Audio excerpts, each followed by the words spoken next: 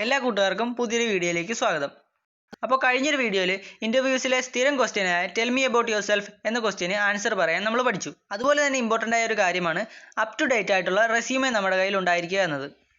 അപ്പോൾ ഫ്രഷർ ആയിട്ടുള്ള കാൻഡിഡേറ്റ് ആണെങ്കിലും എക്സ്പീരിയൻസ്ഡ് ആയിട്ടുള്ള കാൻഡിഡേറ്റ് ആണെങ്കിലും എല്ലാവർക്കും പറ്റുന്ന ഒരു സ്റ്റാൻഡേർഡ് റെസ്യൂമെയാണ് നമ്മൾ ഇന്ന് തയ്യാറാക്കാൻ പോകുന്നത്. അപ്പോൾ വീഡിയോയുടെ അവസാനത്തിൽ നിങ്ങൾക്ക് വേണ്ടി മാത്രമായിട്ടൊരു ബോണസ് ടിപ്പ് പറയുന്നുണ്ട്.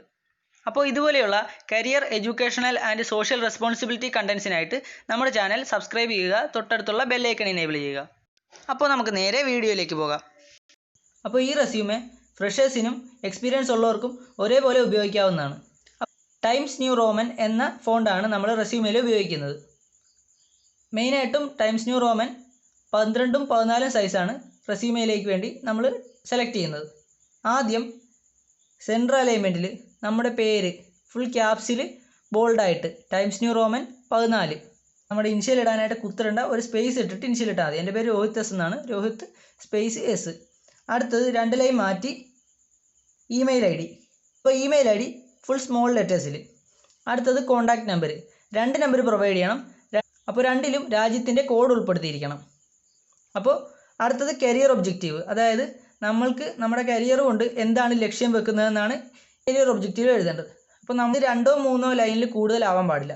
ഇവിടെ എഴുതിയിരിക്കുന്നത് to attain a better position through continuous learning, association and contribution in the field of mechanical engineering and thus reach newer heights. അതായത് കണ്ടിന്യൂസ് ലേണിങ്ങിലൂടെയും association and contribution in the field of mechanical engineering, അതായത് ഞാൻ mechanical engineering ഡിപ്ലോമയാണ് പഠിച്ചിരിക്കുന്നത്. അപ്പോൾ ഞാൻ mechanical എഞ്ചിനീയറിംഗിൻ്റെ ഫീൽഡിൽ continuous ലേണിങ്ങും അസോസിയേഷനും കോൺട്രിബ്യൂഷനും, അത് എൻ്റെ വകയുള്ള സംഭാവനകളും കൊണ്ട് നല്ലൊരു പൊസിഷനിലെത്തണം, അങ്ങനെ ന്യൂവർ ഹൈറ്റ്സ് റീച്ച് ചെയ്യണം. അതാണ് എൻ്റെ കരിയർ ഒബ്ജക്റ്റീവായി ഇവിടെ എഴുതിയിരിക്കുന്നത്.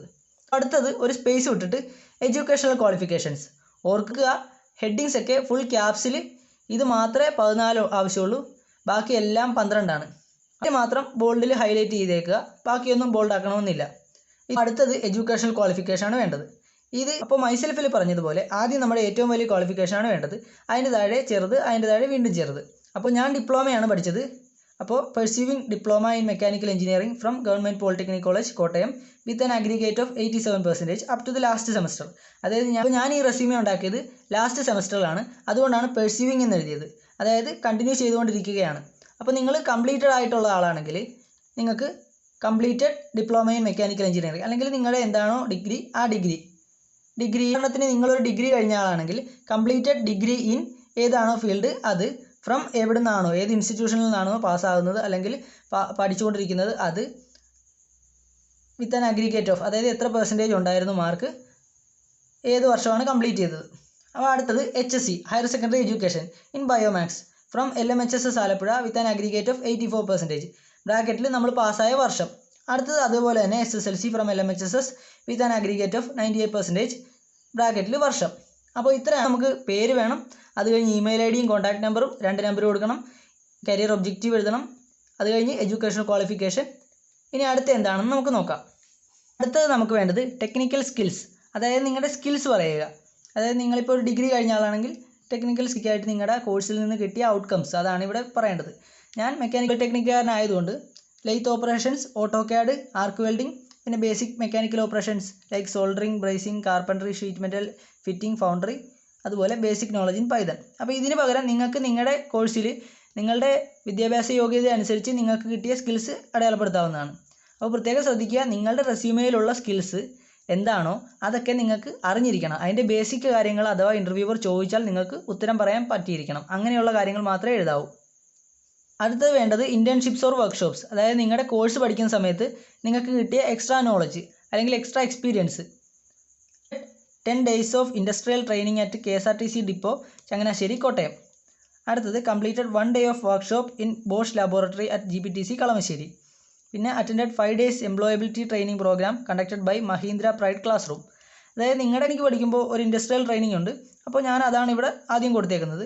പിന്നീട് ലാബ് വിസിറ്റ് ഉണ്ടായിരുന്നു ഞങ്ങളുടെ കോഴ്സിനിടയ്ക്ക്, അപ്പോൾ അത് ഇവിടെ പ്രൊവൈഡ് ചെയ്തിട്ടുണ്ട്. അടുത്തത് മഹീന്ദ്ര പ്രൈഡ് ക്ലാസ് റൂമിൻ്റെ ഒരു എംപ്ലോയബിലിറ്റി ട്രെയിനിങ് പ്രോഗ്രാം ഞങ്ങളുടെ കോളേജിൽ വന്നിട്ടുണ്ടായിരുന്നു, അതും എഴുതി. അപ്പോൾ നിങ്ങൾക്ക് നിങ്ങളുടെ കോഴ്സിൽ എന്താണോ എക്സ്പീരിയൻസ് ആയിട്ടുള്ള ഒരു അനുഭവം കിട്ടിയത് അതിവിടെ കുറിക്കാവുന്നതാണ്. വേണ്ടത് എക്സ്ട്രാ കരിക്കുലർ ആക്ടിവിറ്റീസിൻ്റെ ലിസ്റ്റാണ്. അപ്പോൾ നിങ്ങൾ നിങ്ങളുടെ സ്കൂൾ ജീവിതത്തിലോ കോളേജ് ജീവിതത്തിലോ എപ്പോഴെങ്കിലും ജില്ലാതലത്തിന് മുകളിലായിട്ട്, അതായത് സംസ്ഥാന തലമോ അതിന് മുകളിലായിട്ടോ സമ്മാനത്തിന് അർഹരായിട്ടുണ്ടെങ്കിൽ അത് ലിസ്റ്റോ, അല്ലെങ്കിൽ എന്തെങ്കിലും പ്രത്യേകതരം വോളണ്ടിയർഷിപ്പോ അല്ലെങ്കിൽ ഏതെങ്കിലും ക്യാമ്പുകളിൽ പങ്കെടുത്തിട്ടുണ്ടെങ്കിൽ അതിൻ്റെ ലിസ്റ്റോ ചേർക്കുക. ഞാനിപ്പോൾ ഞാനൊരു NSS വോളണ്ടിയർ ആയിരുന്നു. അപ്പോൾ അതുകൊണ്ട് തന്നെ ഞാൻ അതിൻ്റെ ഡീറ്റെയിൽസാണ് ഇവിടെ കൊടുക്കുന്നത്. Active volunteer in NSS unit number 49 for 2 years. അപ്പോൾ അടുത്ത പേഴ്സണൽ ഇൻഫർമേഷനാണ് നമുക്ക് വേണ്ടത്. അപ്പോൾ അതിനകത്ത് ഒരുപാട് കാര്യങ്ങളൊന്നും വേണ്ട. Just date of birth, fathers name, അതുപോലെ മദേഴ്സ് നെയിം, നിങ്ങളുടെ ജെൻഡർ, പിന്നെ മാരിറ്റൽ സ്റ്റാറ്റസ്, അതായത് കല്യാണം കഴിച്ചതാണോ, സിംഗിളാണോ, ഡൈവോഴ്സ്ഡ് ആണോ, അത് കഴിഞ്ഞ് നാഷണാലിറ്റി ഇന്ത്യൻ, പിന്നെ റിലീജിയൻ, പിന്നെ ലാംഗ്വേജസ് നോൺ. അടുത്ത നമുക്ക് ലാംഗ്വേജസ് നോൺ. ലാംഗ്വേജസ് എനിക്കറിയാവുന്ന ഇംഗ്ലീഷ്, ഹിന്ദി, തമിഴ്, മലയാളം. അപ്പോൾ എത്ര ലാംഗ്വേജസ് അറിയാമോ അതൊക്കെ ഇവിടെ ചേർക്കുക. അഥവാ ഒരു ലാംഗ്വേജ് മറ്റുള്ള കാൻഡിഡേറ്റ്സിനേക്കാൾ നിങ്ങൾക്ക് കൂടുതൽ അറിയാമെങ്കിൽ അത് നിങ്ങൾക്കൊരു പ്ലസ് പോയിൻ്റ് ആണ്. ഇപ്പോൾ നമുക്ക് സമയത്ത് എനിക്ക് തമിഴ് അത്യാവശ്യം സംസാരിക്കാൻ മാത്രമേ അറിയുള്ളായിരുന്നു, എഴുതാനും വായിക്കാനും അറിയില്ലായിരുന്നു.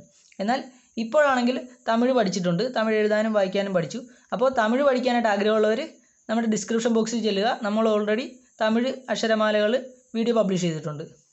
അപ്പോൾ അടുത്തത് ഹോബീസ് ശ്രദ്ധിക്കുക. ഞാനിവിടെ ഗാർഡനിങ് ആൻഡ് എക്സസൈസിങ് ആണ്. ഇത് രണ്ടും പ്രൊഡക്റ്റീവ് ഹോബീസിൽ പെടുന്നതാണ്. മാത്രമല്ല പഠിക്കുമ്പോൾ ക്യാമ്പസ് സെലക്ഷനിൽ പങ്കെടുത്തപ്പോൾ എന്നോട് എൻ്റെ ഇൻ്റർവ്യൂവർ ഗാർഡനിങ്ങിനെ കുറിച്ച് ചോദിച്ചു. അതായത് ഞാൻ ഹോബി ഗാർഡനിങ് പറഞ്ഞപ്പോൾ അവർ അതിനെക്കുറിച്ച് എക്സ്ട്രാ കാര്യങ്ങൾ ഡീറ്റെയിൽ ആയി ചോദിച്ചു. അപ്പോൾ ഞാൻ പറഞ്ഞു വീട്ടിൽ ആ സമയത്ത് കാന്താരി കൃഷിയും പൂക്കളുടെ കൃഷിയൊക്കെ ഉണ്ടായിരുന്നു. അപ്പോൾ ഞാൻ അത് പറഞ്ഞു. എന്നിട്ട് പറഞ്ഞു ഞങ്ങൾ കാന്താരി കൃഷി ചെയ്യുന്നുണ്ട്, എക്സ്ട്രാ വരുന്ന കാന്താരിയും പൂക്കളും ഞങ്ങളുടെ ലോക്കൽ ഏരിയയിൽ വിൽക്കുന്നുണ്ടെന്ന് പറഞ്ഞു. അപ്പോൾ അതൊരു പോസിറ്റീവ് പോയിൻ്റാണ്. കാരണം നിങ്ങളുടെ ഹോബീസിൽ നിന്ന് നിങ്ങൾ പണം ഉണ്ടാക്കുന്നു എന്ന് പറഞ്ഞാൽ നിങ്ങൾക്ക് അവിടെ ഒരു എക്സെപ്ഷണൽ പോയിൻ്റ് കിട്ടും. അടുത്തത് അഡ്രസ്സ് ചേർക്കുക. അഡ്രസ്സ് ജസ്റ്റ് വീട്ടുപേര്, നിങ്ങളുടെ ലൊക്കാലിറ്റി നെയിം, നിങ്ങളുടെ പോസ്റ്റ് ഓഫീസ്, ജില്ല, നിങ്ങളുടെ കോഡ്, അത്രയും മതിയാവും. വിട്ടുപോകരുത്. ഡിക്ലറേഷനാണ്. ഡിക്ലറേഷൻ എന്ന് പറഞ്ഞാൽ നിങ്ങൾ ഇതുവരെ കൊടുത്തിട്ടുള്ള ഡീറ്റെയിൽസ് എല്ലാം കറക്റ്റാണ്, ഒരു തെറ്റും വരുത്തിയിട്ടില്ല, നിങ്ങളൊന്നും കള്ളത്തരം പറഞ്ഞിട്ടില്ല എന്ന് ഉറപ്പുവരുത്തുന്നതാണ് ഡിക്ലറേഷനിലൂടെ. അപ്പോൾ I hereby declare that all the details mentioned above are true to the best of my knowledge. അപ്പോൾ അതിൻ്റെ താഴെ പ്ലേസ് ആൻഡ് ഡേറ്റ്, നിങ്ങളുടെ പേര്, അതിന് മുകളിൽ നിങ്ങൾ ഒപ്പിടേണ്ട സ്പേസ് ആണ്. അപ്പോൾ ഇവിടെ ഒരു ഒപ്പിട്ടിട്ട് വേണം നിങ്ങൾ റെസ്യൂമെ ഹാജരാക്കാനായിട്ട്. എക്സ്പീരിയൻസ് ഉള്ളൊരു കാൻഡിഡേറ്റ് ആണെങ്കിൽ കരിയർ ഒബ്ജക്റ്റീവിന് താഴെ, അതായത് എഡ്യൂക്കേഷണൽ ക്വാളിഫിക്കേഷൻ മുകളിലായിട്ട് നിങ്ങളുടെ എക്സ്പീരിയൻസ് പ്രൊവൈഡ് ചെയ്യുക. എക്സ്പീരിയൻസ് പ്രൊവൈഡ് ചെയ്യുമ്പോൾ ശ്രദ്ധിക്കേണ്ട കാര്യം, ആദ്യം നിങ്ങളുടെ ഏറ്റവും ലേറ്റസ്റ്റ് ആയിട്ടുള്ള എക്സ്പീരിയൻസ് ആണ് പറയേണ്ടത്. പിന്നീട് അതിന് മുമ്പത്തെ ഡീറ്റെയിൽസ്, എത്ര കാലഘട്ടത്തിൽ ഏത് കാലയളവിലാണ് അവിടെ വർക്ക് ചെയ്തിരുന്നത് എന്നും ബ്രാക്കറ്റിൽ പ്രൊവൈഡ് ചെയ്യണം. അടുത്ത നിങ്ങൾക്ക് വേണ്ടി മാത്രമുള്ള ബോണസ് ടിപ്പ്, അതായത് സ്റ്റഡി യുവർ റെസ്യൂമെ. നിങ്ങൾക്ക് നിങ്ങളുടെ റെസ്യൂമെ വളരെ നന്നായിട്ട് അറിഞ്ഞിരിക്കണം.